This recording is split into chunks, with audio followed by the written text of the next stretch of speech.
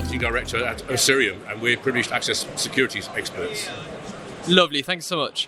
So Mark, the first question I wanted to ask you is, why is automation so critical for the modern cybersecurity world?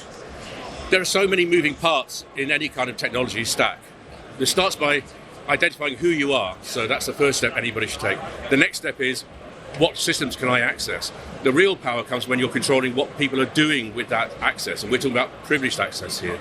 The admin accounts that have all the power to access sensitive data, change configurations, create new user accounts, and all that kind of powerful operations.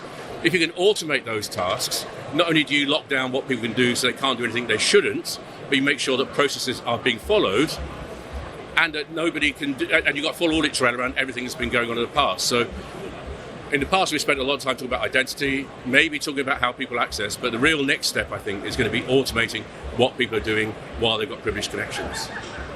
Got it. And in terms of like the wider automation space, why hasn't it been adopted for IT operations in perhaps the way that it should be? Well, in fact, a lot of IT teams already use a lot of automation. Unfortunately, it's a lot of scripts in PowerShell and Bash and other strange languages, and they're very risky. Nobody knows what's in the scripts. They may include passwords and usernames. That happened in a very public case quite recently. And they'll be duplicated everywhere. There's no audit trail, no visibility. If you look at the other end of the scale with robotic process automation, RPA, those are very good at what they do with high volume processing similar transactions over and over. But IT operations aren't like that. They tend to be more flexible. They need some input. So we found a way with our automation to make a highly repeatable process, but very lightweight and very easy to build new automations, but always protect those credentials needed to access the back-end systems to actually make the changes that are needed. And obviously protection is super important, but that's probably not the only benefit that automation provides. Could you tell me a little bit about how it can transform operations in such a way that it helps the workforce and helps business processes? Yeah, absolutely. So most IT teams are overworked. I don't think anybody would argue with that.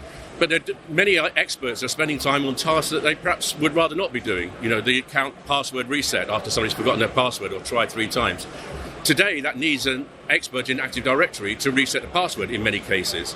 Now, if you could wrap that up in an automation, you might be able to delegate that to a help desk engineer to make the change, or even give it to the user themselves to make the change. That's a very trivial example, but think about other tasks that happen all the time you'd rather not. Creating accounts for new users when they join the company. Removing accounts when those people leave, which is even more important because you don't want those accounts being left around even though the person's left the company.